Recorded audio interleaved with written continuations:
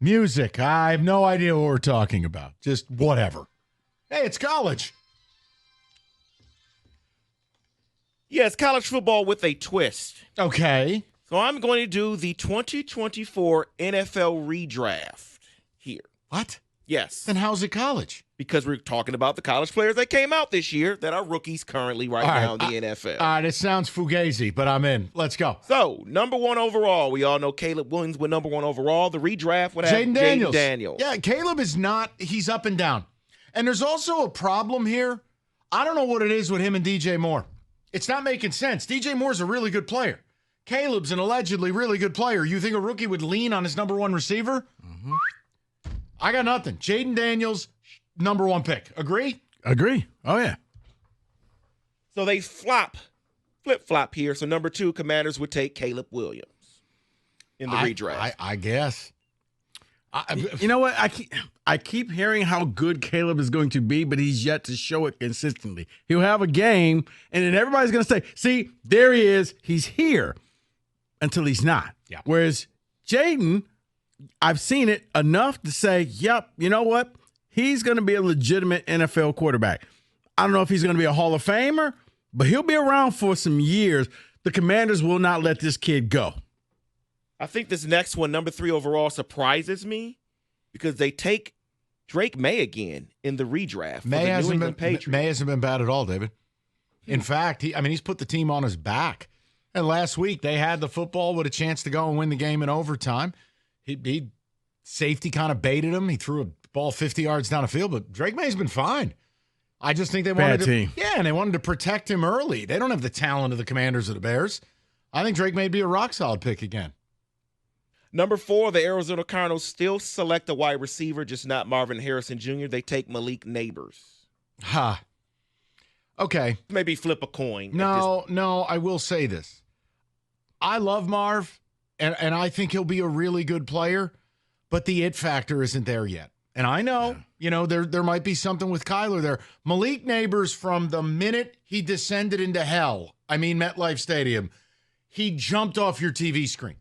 Yeah. I actually think that's a plausible redraft. It would work because I think Neighbors has the type of personality. Like I said, Harrison's personality and Kyler Murray's personality don't mesh where they're going to go out there and say, let's be great together. They're the same type, and you're seeing it on the field where, heck, I don't even think Kyler knew he was on the team for the first three games. They're like, are you going to throw him the ball or no? Uh-oh.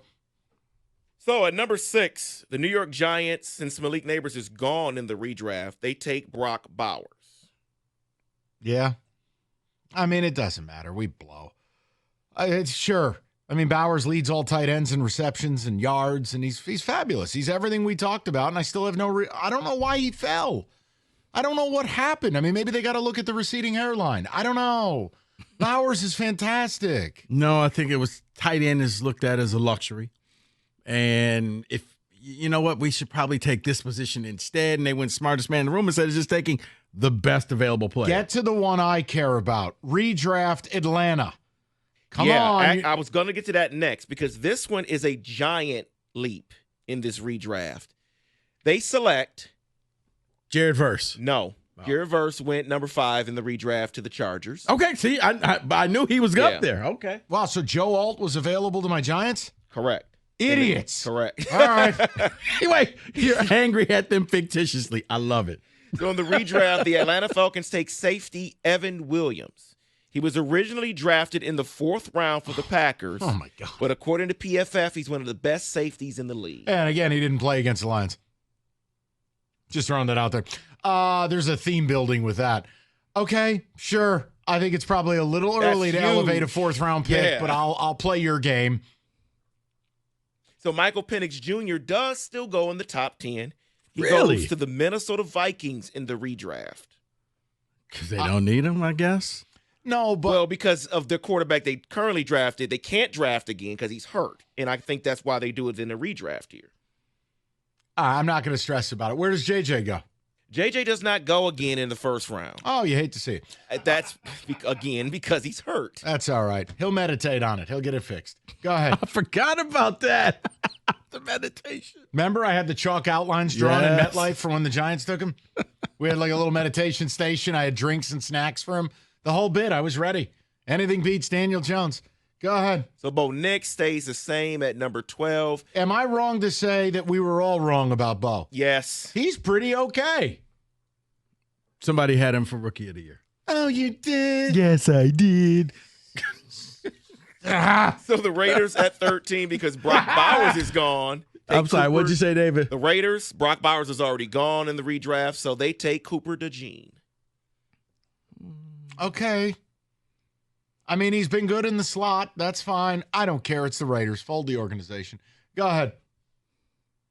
So let's go to the Lions here at number 24. Okay. Yes, Terrion Arnold is still available. He did not go ahead here in the redraft, and they do not select him again at number 24. Why? They have the Lions taking Byron Murphy II. No. Oh, defensive line. Yeah, but Terrion's been good. He's No, fine. But if you can redraft and you look at their position of need, No. you got a young defensive lineman that you can control for the next 4 or 5 years. Man. I get the method to the madness. Okay. I don't agree with it, but I understand if you know what you know now, yeah, you needed a D lineman. Dallas Turner goes 25th to the Packers. I'm just mentioning a division opponent here. Yeah. A defensive end there. They took Van Ness last year, right? They Or was that the year prior? Their original pick for the Packers was Jordan Morgan. Yeah, so Van Ness was 2 years ago. Yeah. Sorry. Yeah. Chop Robinson goes number 27 to the Arizona Cardinals.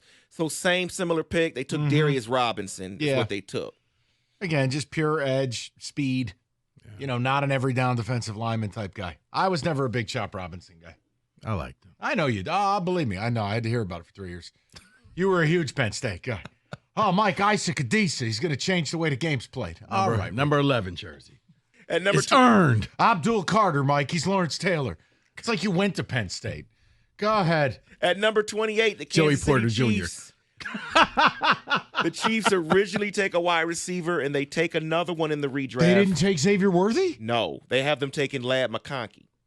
Oh, see, I don't mind. Okay, I don't mind that. Yeah. Here's the thing. Look, Xavier Worthy's fun and exciting and splash plays.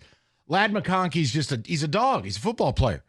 He's a slot machine. He's just a guy you can throw first downs to. And with Patrick being a check down Charlie, Lad McConkey, That actually makes sense because we like to think that the Chiefs, they throw the ball deep and they're years. Yeah, they're a very boring offensive team if you really watch them.